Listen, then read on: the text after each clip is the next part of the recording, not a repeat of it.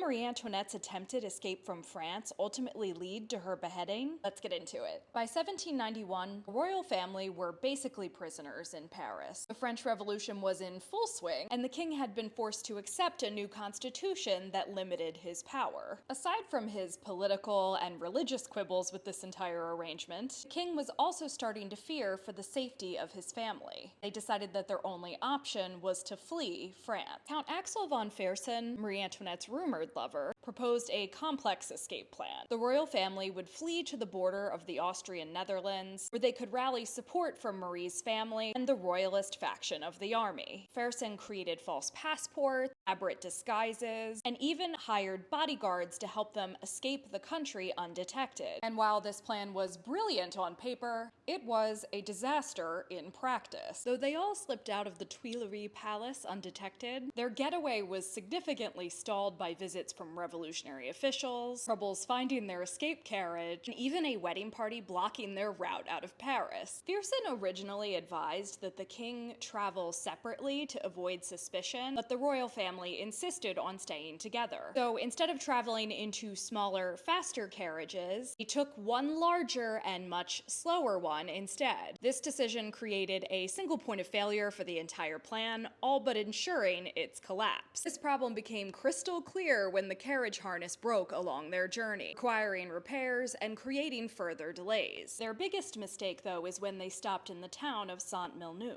As they obtained fresh horses for their coach, legend has it that the local postmaster thought one of the men in the party looked awful familiar. He took a look at the king's portrait on a banknote and suddenly realized who he was looking at. The man alerted the authorities, and when the royal family rolled into Varennes, the National Guard was there waiting for them. They were captured only 31 miles from their destination. Their journey back to Paris was humiliating. The family was met with crowds that remained dead silent, and the men kept their hats on, a pointed sign of disrespect. This failed escape attempt was the final nail in the coffin for the French royal family. It shattered any remaining trust that the people had for the king and the possibility of a constitutional monarchy. It made Louis look like a traitor who was actively working against the revolution. And that's how this one disastrous road trip led to the execution of the king, Marie Antoinette, and their children.